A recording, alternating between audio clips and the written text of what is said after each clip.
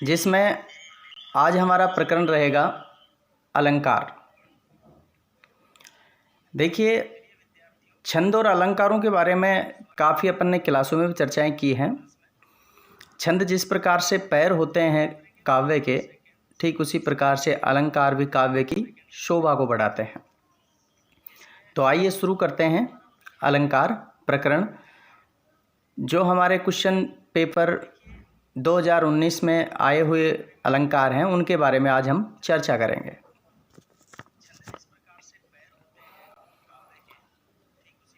तो ये है अपना टॉपिक अलंकार।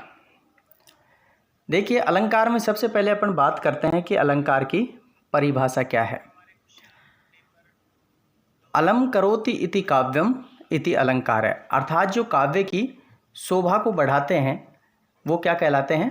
अलंकार कहलाते हैं। जिस प्रकार से देखो, अलंकार या अलंकरण का अर्थ होता है गहना या आभूषण। जैसे एक महिला चाहे कितने ही सुंदर हो, लेकिन जब तक वो आभूषण धारण नहीं करती है तब तक उसके शरीर की शोभा नहीं होती है। ठीक उसी प्रकार से काव्य में जो अलंकार है वो एक आभूषण का काम करते हैं, उसकी सुंदरता का कार्य करते हैं। तो इसमें हम कह सकते हैं कि अलम करोति इति अलंकार। अगर उत्पत्ति के आधार पर इस व्याख्या परिभाषा को देखते हैं तो ये इसी भाव को द्योतित करती है। और इस प्रकार से अलंकरणम अलंकार है, ये भाववाचक व्याख्या ये भी बताती है कि जो काव्य में गहनों का कार्य करता है, जो उनकी सुंदरता को बढ़ाता है, वही क्या है? अलंकार है। तो अब अलंकार का अर्थ हो गया आभूषण, अर्थात सौंदर्य को बढ़ाने वाला। अलम क्रियते अनेन इति अलंकार, अर्थात जिस तत्व के द्वारा अलंकृत या सुशोभित किया जाता है किसी काव्य को, उसे अलंकार कहा जाता है। तो सीधी सी बात ये हुई कि सुंदर बनाने वाला या सुंदरता बढ़ाने वाला काव्य की, वही क्या है? अलंकार है। जिस काव्य में अलंकारों का समावेश कम होता है वह काव्य इतना सुंदर नहीं बन पाता है, और जिन कवियों की लेखनी में जगह जगह अलंकारों का समावेश किया जाता है वो काव्य बड़ा ही सुंदर और रोचक दिखाई देता है। तो ये थी अलंकार की परिभाषा। अलम करोति इति अलंकार। अलंकार काव्य में ठीक वैसा ही कार्य करते हैं जैसे एक स्त्री के लिए आभूषण। तो ये हमारे काव्य की सुंदरता बढ़ाने का कार्य करते हैं। अब बात करते हैं कि अलंकार की व्युत्पत्ति क्या है। प्रिय विद्यार्थियों, मैंने आपको दो शब्द बताए थे कक्षा में, एक होती है उत्पत्ति और एक होती है व्युत्पत्ति। उत्पत्ति का तात्पर्य होती है कि उसकी पैदाइश कहाँ से है, और व्युत्पत्ति का अर्थ होता है कि व्याकरणात्मक योग क्या है, वो किन किन वर्णों के किन उपसर्ग प्रत्यय आदि के योग से बना है। तो हम बात कर रहे हैं व्युत्पत्ति की। अलंकार शब्द जो है वो किन किन पदों से मिलकर के बना है। तो अलंकार की व्युत्पत्ति के विषय में अगर अपन बात करते हैं तो इसमें अलम तो उपसर्ग है, अलम उपसर्ग है। अलम उपसर्ग पूर्वक क्री धातु है, और क्री धातु में अण प्रत्यय करने से अलंकार पद की व्युत्पत्ति होती है। एक बार फिर से सुन लीजिए। अलम उपसर्ग पूर्वकात् क्री धातु कृते अण प्रत्यय इति अलंकार शब्दस्य पदस्य व व्युत्पत्तिर जायते। यानी सबसे पहले हम अलम पद को जोड़ेंगे, उसके बाद क्री धातु 21 में योग करते हैं, और क्री धातु से हम जब अण प्रत्यय करते हैं तो अलंकार पद की व्युत्पत्ति होती है। तो ये थी अलंकार की व्युत्पत्ति। अब हम बात करते हैं कि अलंकार जो हैं ये कितने प्रकार के होते हैं, कौन कौन से अलंकार होते हैं जो काव्य की शोभा को बढ़ाते हैं। तो अलंकार द्विविधा, यानी अलंकार दो प्रकार के होते हैं। एक तो शब्दगत हो गया और एक अर्थगत हो गया। कौन कौन से हो गए? एक तो शब्दगत और एक अर्थगत। तो शब्दगत कौन से होते हैं और अर्थगत कौन से होते हैं ये हम आपको बता रहे हैं। देखिए, शब्दों में जो चमत्कार उत्पन्न करते हैं वो तो हो गए शब्दगत। किसमें? शब्दों में। और पहला हो गया शब्दगत, यानी शब्दों के द्वारा जो काव्य की शोभा बढ़ती है उन अलंकारों को शब्दगत अलंकार कहा जाता है। और जिन शब्दों के अर्थों से किसी काव्य की शोभा में बढ़ोतरी होती है या काव्य की शोभा दिखाई देती है, उस अलंकार को अर्थगत अलंकार कहा जाता है। तो कितने प्रकार के हो गए? 2 प्रकार के हो गए। नंबर 1 शब्दगत और नंबर 2 अर्थगत। शब्दगत किसे कहते हैं? शब्दों के द्वारा जो चमत्कार उत्पन्न किया जाता है काव्य में, उसे शब्दालंकार कहा जाता है। और शब्द के अर्थ के कारण जो चमत्कार उत्पन्न होता है, जो सुंदरता काव्य की बढ़ती है, उसे अर्थालंकार कहा जाता है। Good morning JD sir. तो ये हो गए अपने काव्यों के प्रकार। जिस प्रकार से काव्य का शरीर का जो निर्माण होता है शब्दों और अर्थों से, उनके बिना अर्थ नहीं निकल सकता। यानी अगर काव्य में शब्दों की महत्ता नहीं होगी तो कोई अर्थ भी नहीं निकलेगा, और बिना अर्थ के शब्द भी निरर्थक अर्थात व्यर्थ माना जाता है। जो अलंकार शब्द में रह करके और काव्य को उत्कर्ष बनाता है, काव्य को सौंदर्य को उपकर्ष बड़ा ही सुंदर बनाता है, वे शब्दगत अलंकार। अब उदाहरण देते हैं कौन कौन से शब्दगत अलंकार हैं। जैसे अनुप्रास अलंकार है, यमक अलंकार है, श्लेष अलंकार है, वक्रोक्ति अलंकार है, आदि अलंकार जो हैं ये शब्दगत अलंकार के अंतर्गत आते हैं। और अब बात करते हैं कि अर्थगत अलंकारों में कौन कौन से आते हैं। जैसे उपमा है, रूपक है, उत्प्रेक्षा है, ये जो अलंकार हैं ये अर्थगत अलंकारों के अंतर्गत आते हैं। ये दोनों ही प्रकार के जो अलंकार हैं ये इनमें सामान्य सा अंतर है कि शब्द अलंकारों में तो शब्द विशेष का परिवर्तन नहीं किया जा सकता, और क्योंकि शब्द का अगर हम परिवर्तन कर देते हैं तो शब्द ही क्या हो जाता है, समाप्त हो जाता है। तो काव्य की जो सुंदरता है वो विशेष शब्द में ही निहित होती है। अगर हम उसकी जगह जिस शब्द का उसमें प्रयोग किया गया है उसकी जगह कोई पर्यायवाची या समानार्थक शब्द भी रखते हैं तो ये उचित नहीं है, क्योंकि उस शब्द के हटते ही उस अलंकार की महत्ता भी समाप्त हो जाती है। तो ये था अपना 2 प्रकार के अलंकार, शब्दालंकार और अर्थालंकार। अब बात करते हैं उद्गम और विकास। अलंकार का उद्गम क्या है, इसका विकास कैसे हुआ। उद्गम का अर्थ होता है इसकी उत्पत्ति कहाँ से हुई। तो हम सबसे पहले बात करते हैं, तो सबसे पहला उदाहरण तो हमारे जो सबसे प्राचीन ग्रंथ हैं ऋग्वेद, उसी में इनका मिलता है। वेदों से ही हम शुरू करते हैं। विश्व के सबसे प्राचीन ग्रंथ जो ऋग्वेद में उपमा, रूपक, उत्प्रेक्षा, अतिशयोक्ति आदि अलंकारों को स्पष्ट रूप से वहाँ दिखाया गया है, अर्थात उनके बहुत सारे उदाहरण वहाँ मिलते हैं। अतः अलंकारों का उद्गम जो है वो वैदिक साहित्य में सबसे प्राचीन ग्रंथ ऋग्वेद में प्राप्त होता है। इसके बाद वेदांगों में, निरुक्त में, व्याकरण में और उनकी शाखा, व्याकरण की अनेक शाखाओं में उपमेय, उपमान, उपमा आदि अलंकारों का प्रयोग किया गया।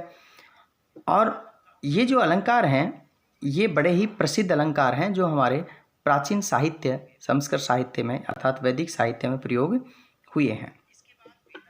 इसके बाद अब हम बात करते हैं कि आचार्य भरत के द्वारा जो भरतनाट्यम लिखा गया था या नाट्य शास्त्र लिखा गया था, उसमें भी अनुप्रास नाम के शब्द अलंकार का काफ़ी प्रयोग हुआ है। तो इसमें अनुप्रास के साथ साथ शब्द अलंकार का भी प्रयोग किया है आचार्य भरत ने। जैसे उपमा है, रूपक है, दीपक है, इन अलंकारों का भी उन्होंने प्रयोग किया है। इसके बाद अलंकारवादी आचार्यों में अगर अपन बात करते हैं तो भामा है, आचार्य दंडी हैं, आचार्य उद्भट हैं, आचार्य रुद्रट हैं, मम्मट आचार्य हैं, पंडित राज जगन्नाथ जी हैं और विश्वेश्वर, विश्वनाथ, जयदेव आदि ने भी अलंकारों का अच्छे से अपने ग्रंथों में प्रयोग किया है और काफ़ी इनका प्रचार भी किया है।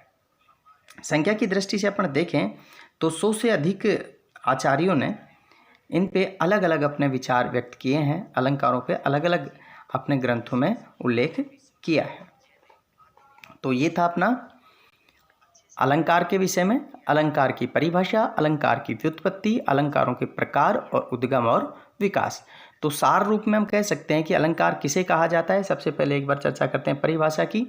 अलंक्रियते काव्यम शोभाकरान इति अलंकार, अर्थात जो अलंकृत करता है, सुशोभित करता है या काव्य के गुणों को बढ़ाता है, वही क्या है, अलंकार है। अलंकार की व्युत्पत्ति के बारे में बात करते हैं तो अलम उपसर्ग पूर्वात क्री धातु कृते अण प्रत्यय करने से अलंकार पद की व्युत्पत्ति होती है। अलंकारों के प्रकार की बात करते हैं तो अलंकार को दो भेदों में बांटा गया है, नंबर 1 शब्दगत और नंबर 2 अर्थगत। शब्दों के द्वारा जो सौंदर्य बढ़ता है काव्य का, वो शब्दगत अलंकार है, और शब्द के अर्थ के द्वारा जो चमत्कार उत्पन्न होता है उसको अर्थगत अलंकार कहा जाता है। उद्गम की अगर अपन बात करते हैं तो इसका उद्गम स्थल माना जाता है वैदिक साहित्य, जो अपना सबसे प्राचीन वेद है ऋग्वेद, उसको इसका उद्गम स्थल माना जाता है। विकास क्रम में हमने सबसे पहले उदाहरण दिया आचार्य भरत का, जिसने भरतनाट्यम लिखा है। यहाँ से विकास होते होते हमने आचार्य जगन्नाथ जी हैं, आचार्य मम्मट हैं आदि की ओर बढ़ते हुए इनका विकास हुआ। तो आगे चलते हैं। नंबर क जो हमारे 2019 के पेपर में अलंकार आया है। अब हम चर्चा करते हैं कि परीक्षा में जो अलंकार आते हैं, ये 2019 के पेपर के अलंकार हैं, उनको हम किस प्रकार से सोल्व करें, कैसे सोल्व करें कि हमें अच्छे अंक प्राप्त हो सकें। तो ये है अपना अनुप्रास अलंकार। सबसे पहले क्या करना है, इसका लक्षण लिखना है, और लक्षण को ऐसे उद्धरण चिन्हों में बंद कर देना है। अनुप्रास शब्द साम्यम वैषम्य अपि सौरस्य यत्। अनुप्रास, अनुप्रास अलंकार कहा जाता है। व्याख्या की बात कर रहे हैं अपन। अनुप्रास अलंकार उस अलंकार को कहा जाता है इसमें शब्द साम्यम, शब्दों की समानता होनी चाहिए, वैषम्य अपि सौरस्य, चाहे स्वरों की विषमता क्यों ना हो। यानी इस अलंकार में सिर्फ शब्द देखे जाते हैं, शब्द की समानता देखी जाती है, स्वर चाहे भिन्न क्यों नहीं हो। तो ये जो इसके अलावा यमक अलंकार है उसमें क्या होता है कि शब्द के साथ साथ स्वरों को भी देखा जाता है। ये दोनों जो अलंकार हैं अनुप्रास और यमक, ये मिलते जुलते हैं। इनमें सिर्फ अंतर इतना सा है कि अनुप्रास अलंकार में शब्दों की समानता देखी जाती है, स्वरों की समानता न हो तो भी काम चल जाता है, लेकिन यमक अलंकार में शब्दों की समानता स्वरों की समानता के साथ देखी जाती है। तो अनुप्रास है शब्द साम्यम वैषम्य अपि सौरस्य यत्, ये हमारे साहित्य दर्पण का एक उदाहरण है। और सौरस्य एव सादृश्य अपि व्यंजन मात्र सदृश्य अनुप्रासः स च रसानुगुणो वर्णानाम प्रकर्षेण न्यासः, अर्थात स्वरों की विषमता होने पर भी, स्वरों की विषमता होने पर भी जो वर्ण की समानता होती है, वर्ण कहते हैं अक्षर को, यानी स्वर नहीं देखना, सिर्फ हमें वर्णों की आवृत्ति देखनी है कि बार बार वर्णों की आवृत्ति होनी चाहिए, चाहे उसके साथ व्यंजन हो या स्वर हो या ना हो। तो वर्णों की जो समानता है उसको अनुप्रास अलंकार कहा जाता है। इसमें अनेक वर्णों की समानता का बंधन पाया जाता है। जैसे एक ही वर्ण की आवृत्ति बार बार हो सकती है, दो वर्णों की आवृत्ति बार बार हो सकती है, तीन तीन वर्णों की आवृत्ति बार बार हो सकती है। ऐसे करके यह आवृत्ति पुनः पुनः आती है। अनुप्रास शब्द में अपन बात करते हैं तो दो शब्द हैं, एक तो अनु और एक प्र। दो उपसर्ग हैं इसमें, अनु और प्र। अनु का अर्थ होता है पीछे अर्थात अनुगत, और प्र का तात्पर्य होता है श्रेष्ठ या प्रकृष्ट। तो अनुगत, श्रेष्ठ या प्रकृष्ट। और लास्ट में इसमें अस धातु है जिससे आस शब्द बना है। आस का यहाँ लेंगे रस के अनुकूल या भावों के अनुकूल। दूसरे शब्दों में हम ये कह सकते हैं कि रस और भाव इत्यादि से अनुगत या श्रेष्ठ जो वर्ण विन्यास होता है उसी को अनुप्रास अलंकार कहा जाता है। वर्ण में स्वर और व्यंजन दोनों प्रकार के व्यंजन होते हैं। वर्ण कितने प्रकार के होते हैं? दो प्रकार के, एक स्वर होता है और एक व्यंजन होता है। परंतु इसमें स्वरों की समानता का कोई लेना देना नहीं होता है, इसमें हमें सिर्फ व्यंजनों की समानता देखनी है। अनुप्रास अलंकार में क्या होता है कि कभी तुक्का बिठाने के लिए कभी कभी क्या कर लेता है कि व्यंजन की जबरदस्ती समानता लाने की कोशिश करता है, लेकिन इस अनुप्रास अलंकार में ऐसा नहीं कर सकता। कभी इसमें ऐसा नहीं है कि तुक्का मारने की उसमें बार बार उन्हीं पदों की आवृत्ति करें, लेकिन इसमें ये छूट नहीं होती है, अपितु उसे श्रृंगार आदि रसों की अनुरूपता। अब देखिए ऐसा नहीं है कि अलंकार का प्रयोग कर रहे हैं, इससे कि जो लक्षण है इसका, इसमें कहा गया है कि भाई वर्णों की आवृत्ति होनी चाहिए, तो वर्णों के साथ साथ स्वरों का कोई लेना देना नहीं है। लेकिन अगर कोई कवि इसमें तुक्का मारना चाहे वर्णों का बार बार, तो वो नहीं हो सकता, क्योंकि अलंकार के साथ साथ रसानुभूति भी होना अनिवार्य, अर्थात रसों का भी इसमें ध्यान रखना पड़ता है। तो ये था अपना अनुप्रास लक्षण का, इसकी अनुप्रास अलंकार का लक्षण।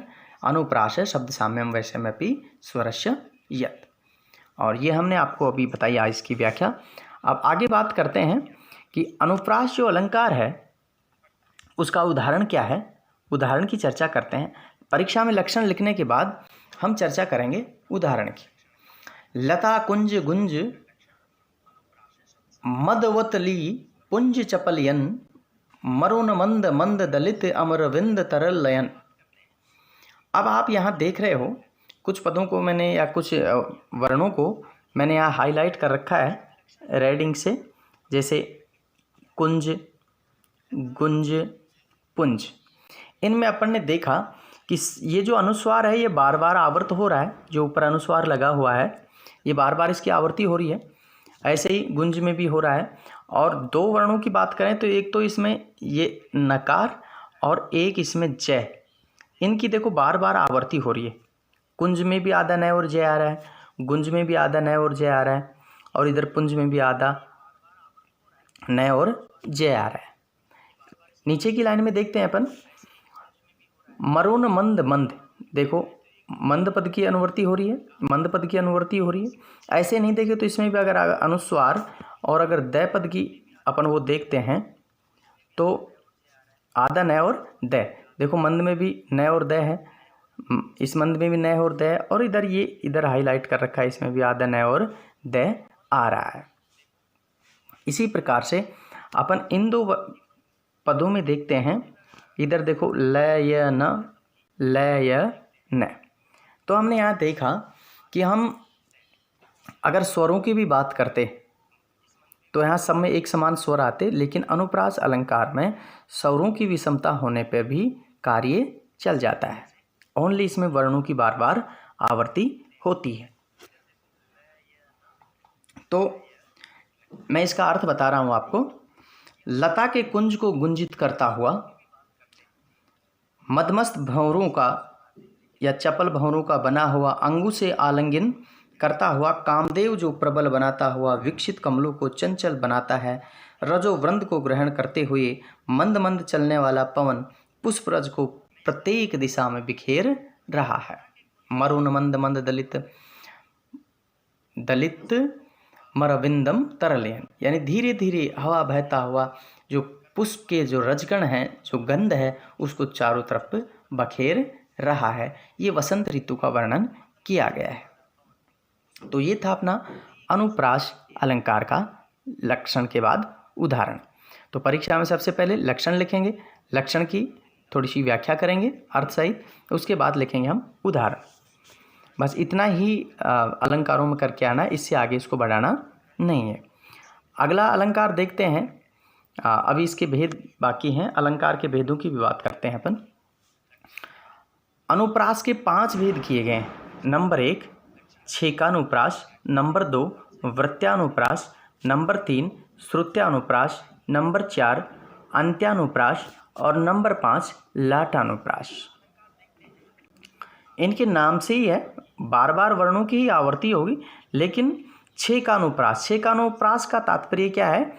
छेद जैसे होता है उसी प्रकार से, जैसे एक वर्ण की एक बार आवर्ती होगी, यानी 4 चरण मान लो किसी श्लोक में दिए गए हैं, तो पहले श्लोक में एक बार, दूसरे में एक बार, तीसरे में एक बार और चौथे में भी एक बार, एक एक बार जहां आवर्ती होती है वो छेकानुप्रास होगा।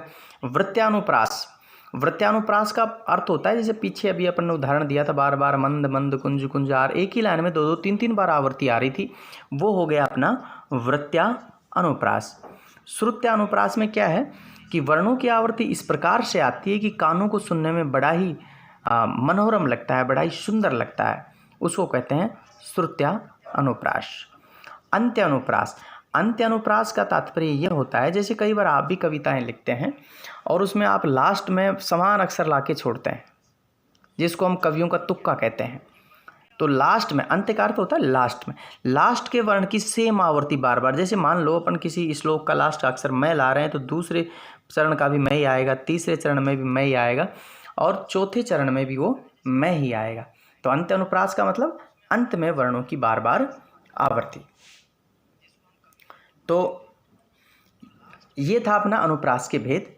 नंबर 1 छेकानुप्रास, नंबर 2 वृत्त्यानुप्रास, नंबर 3 श्रुत्यानुप्रास, नंबर 4 अंत्यानुप्रास और नंबर 5 लाटानुप्रास। लाटानुप्रास की अगर बात करते हैं तो इसमें लट, लट जानते हो ना, किसी भी चीज़ की जो लट होती है, इसमें लंबे लंबे पदों की यानी शब्दों की क्या होगी, आवृत्ति होती है, जिसे लाटानुप्रास कहा जाता है। तो आइए आगे चलते हैं नेक्स्ट अलंकार पर। दूसरा हमारा अलंकार है उपमा अलंकार। देखिए ये अलंकार भी हमारे 2019 के पेपर में आया हुआ है और उपमा अलंकार से शायद ही कोई छात्र अनभिज्ञ हो, क्योंकि उपमा अलंकार बड़ा ही प्रसिद्ध अलंकार है और कालिदास की जो उपमा है हमारे बड़ी प्रसिद्ध है। कालिदास के विषय में इस अलंकार के बारे में कहा गया है कि उपमा कालिदासस्य भारव्यर्थ गौरवम दांडिन्य पद लालित्यम माघे संति त्रियोगुणा। तो उपमा की अगर बात करते हैं, उपमा अलंकार कालिदास के जो काव्य हैं उनमें बड़ा ही रोचक इसका दृष्टांत मिलता है। तो आइए शुरू करते हैं उपमा अलंकार। देखिए उपमा अलंकार का लक्षण है प्रस्फुटम सुंदरम साम्यम उपेत्य अभिधीयते, यानी वर्णों की या पदों की या शब्दों की कह सकते हैं बड़ी सुंदर समानता हो, यानी उपमेय और उपमान की जहाँ समानता दिखाई देती है उसको उपमा अलंकार कहा जाता है। इसमें दो चीज़ें होती हैं, एक तो होता है उपमेय, एक तो क्या होता है उपमेय, और एक होता है उपमान। उपमान, तो उपमेय और उपमान जहाँ एक समान दिखाई दें या वो क्या कहलाता है, उपमा अलंकार कहलाता है। इसकी व्याख्या करते हैं लक्षण की। यत्र स्पष्ट रूपेण द्वयो पदयो समानता साम्यम व प्रदर्श्यते, यानी कि जहाँ पर स्पष्ट रूप से दो पदार्थों में समानता प्रदर्शन की जाती है उसे उपमा अलंकार, तत्र उपमा अलंकार भवति, वहाँ उस पद में उपमा अलंकार होता है। तो प्रस्फुटम इति रूपादिगम्यात् भेदाय सुंदरम इति वैचित्र्यम जनकम तेन गौरीव गव्यः इत्यत्र नायम उपमा अलंकार साम्यम अत्र त्रिविधम भवति क्रियागतम गुणगतम उभयस्य इति। अब ये अभी हमने परिभाषा पढ़ी कि जहाँ स्पष्ट रूप से दो पदार्थों में समानता प्रदर्शित की जाती है। अब वो समानता कितने प्रकार की हो सकती है, कैसे हो सकती है, उसकी अगर अपन बात करते हैं तो उसको 3 प्रकार बताए गए हैं उसके। नंबर 1 क्रियागत समानता हो सकती है, नंबर 2 गुणगत समानता हो सकती है और नंबर 3 उभयगत, जिसमें क्रियागत समानता भी हो और गुणों की भी समानता हो। देखिए क्रियागत समानता का अर्थ होता है क्रिया के कारण जो समानता उत्पन्न होती है, यानी समान क्रियाओं का बार बार उसमें प्रयोग किया जाता है। गुणगत, किसी गुणों को लेकर के हम उपमेय और उपमान में सादृश्यता स्थापित करें तो गुणगत हो गया, और जहाँ क्रिया और गुणों का दोनों का समावेश हो उसको उभयगत उपमा अलंकार कहा जाता है या उभयगत समानता कही जाती है। तो ये था इसका लक्षण। अब हम इसकी थोड़ी सी व्याख्या पे और चर्चा करते हैं हिंदी में। अभी हमने पढ़ा था कि प्रस्फुटम सुंदरम साम्यम उपेत्य विधीयते, अर्थात जहाँ दो पदार्थों में समानता बताई जाए वहाँ उपमा अलंकार होता है, और दोनों पदार्थों में समानता जो बताई जाती है या जिसकी पदार्थ बताते हैं विशेषता, वो तो होता है उपमेय, और जिसकी स्थापित करते हैं सादृश्यता वो होता है उपमान। जैसे एक उदाहरण देते हैं छोटा सा, चंद्रमा के समान मुख। अब हमने मुख में समानता दिखाई है किसकी? चंद्रमा की। तो मुख तो क्या हो गया यहाँ? उपमेय हो गया, और चंद्रमा क्या हो गया? उपमान हो गया। तो उपमेय और उपमान का इसमें सादृश्यता दिखाई जाती है। जिस शब्द के द्वारा समानता बताई जाए उसे वाचक शब्द भी कहा जाता है। जैसे उसी उदाहरण को अपन पुनः ले सकते हैं। मुख चंद्रमा के समान सुंदर है। इस वाक्य में जो मुख है वो उपमेय है और चंद्रमा क्या हो गया? उपमान हो गया। और जो सुंदर है वो साधारण धर्म हो गया, यानी मुख चंद्रमा के समान सुंदर है, ये इसका साधारण धर्म हो गया। तो साधारण वाचक शब्द हो गया सुंदरता।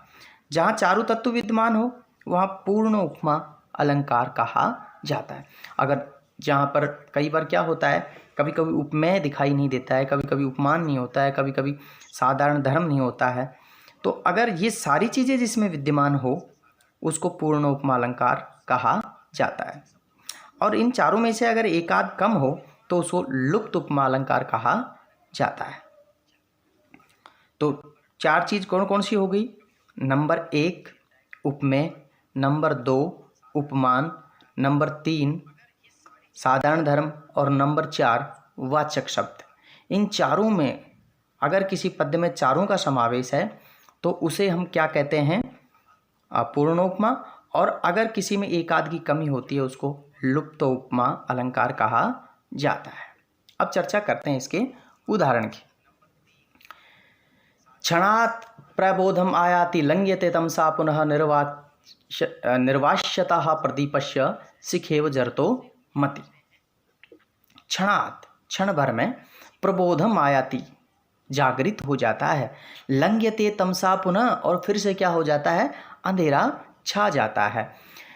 निर्वायश्यता प्रदीपस्य शिखेव जरतो मति, यानी जो बुढ़ापे की मति होती है वो बिना तेल के दीपक की लो के समान होती है।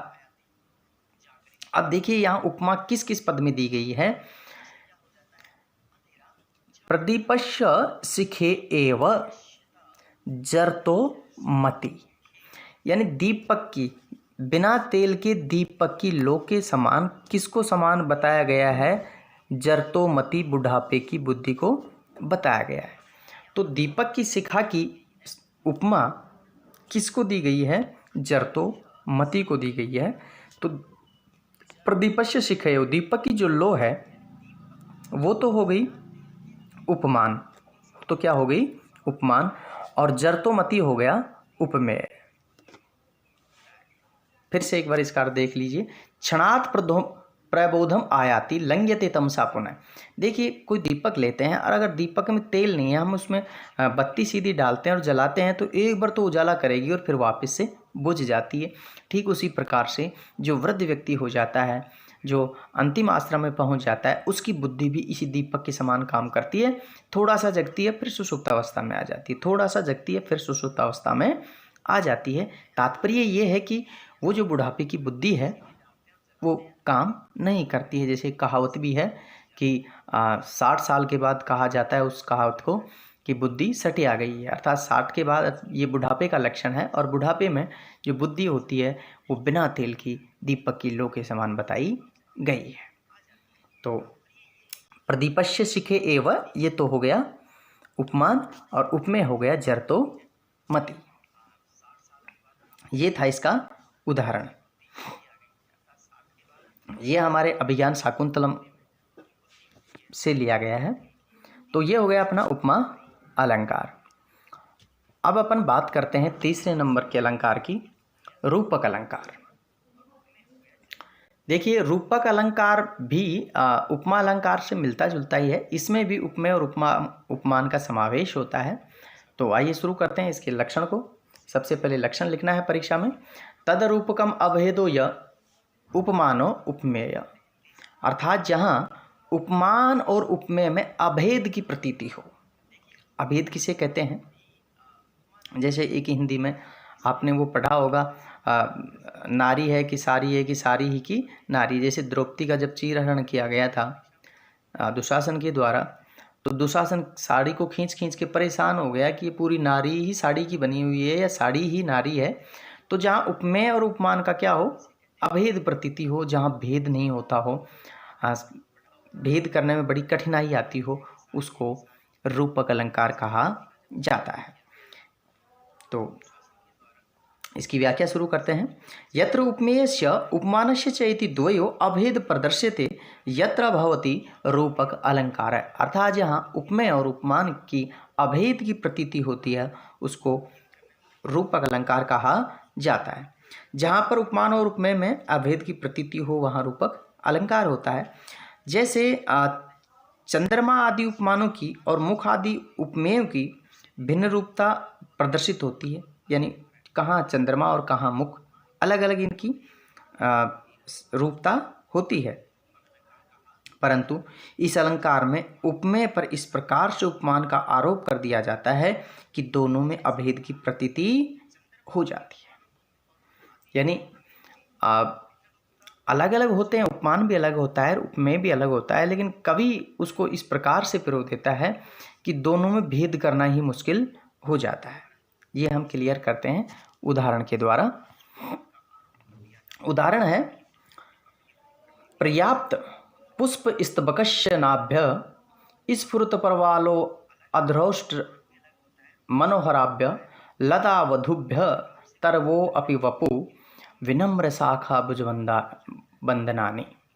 देखिए ये जो उदाहरण है इसमें एक नायिका की समानता किससे दी गई है?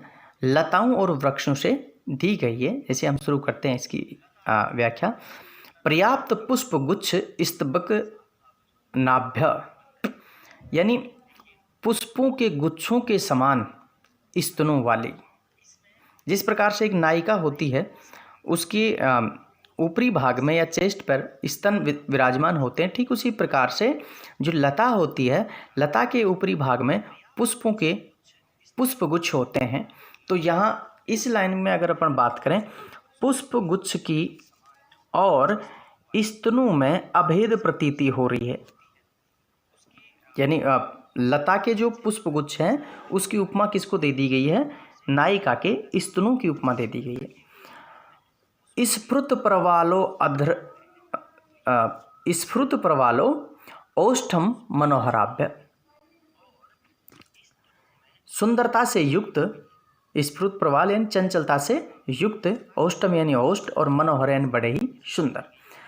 चंचलता से और सुंदरता से युक्त होठों से या होठों वाली लता वधुभ्य, लता रूपी वधु के तरवो अपि वपु, यानी पेड़ों का जो शरीर है वो विनम्र शाखा भुजबंदनानी, अपनी विनम्र शाखाओं से अर्थात विनम्र शाखाओं के द्वारा या विनम्र भुजारूपी शाखाओं के द्वारा उन वधु रूपी लताओं का आलिंगन प्राप्त कर लिया है, उनके बंधन में बंध गए हैं। जिस प्रकार से नायक और नायिका एक दूसरे को भुजारूपी बंधनों में बांध लेते हैं, ठीक उसी प्रकार से एक पर्यावरण का बड़ा ही सुंदर चित्रण यहाँ इस उदाहरण में दिया गया है कि फूलों के गुच्छों को यहाँ नायिका के स्तनों की उपमा दी गई है। और उसके जो कच्चे प्रवाल होते हैं, प्रवाल जानते हो, जब वसंत ऋतु आती है, क्या है, शिशिर ऋतु में पतझड़ हो जाता है और वसंत ऋतु में कच्ची कोपल फूटती है और पत्ते थोड़ी लालिमा से युक्त होते हैं। तो वो लालिमा से युक्त जो कच्चे प्रवाल हैं, जो कच्चे पत्ते हैं, उनकी सादृश्यता स्थापित की गई है नायिका के लालिमा युक्त होठों से। और जो पत्ते होते हैं कच्चे, वो बड़े कोमल होते हैं, तो कोमलता का भी यहाँ नायिका के होठों से सादृश्यता स्थापित की गई है। वहाँ जो नायिका है उसको लता रूपी वधु की सादृश्यता स्थापित कर दी और नायक के हाथों को यहाँ विनम्र शाखाओं को सादृश्य स्थापित किया गया है।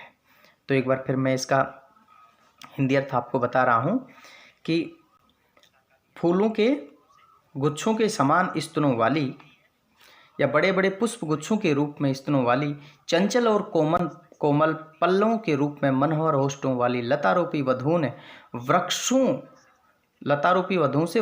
ने भी विनम्र शाखा रूपी भुजाओं से क्या कर लिया है? बंधन प्राप्त कर लिया है।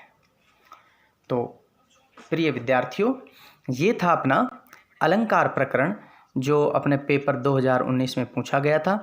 तो परीक्षा में हमें क्या करना है, एक बार मैं पुनः चर्चा कर रहा हूँ आपसे। सबसे पहले क्या लिखेंगे, इसका लक्षण लिखेंगे। लक्षण लिखने के बाद इसका अर्थ लिख देंगे या छोटी सी व्याख्या कर देंगे, ज़्यादा लंबी व्याख्या नहीं बनानी है इसमें। और उसके बाद हम देंगे उदाहरण, और उदाहरण का भी नीचे फिर इसका अर्थ लिख करके आना है। और अर्थ लिखने में कैसे लिखना है, जैसे मैंने अभी आपको बताया था कि यहाँ पुष्पों के गुच्छों की सादृश्यता स्थापित किससे की है, स्तनों की। पता ही नहीं चल रहा कि नायिका के स्तन हैं या बेल के पुष्प गुच्छ हैं।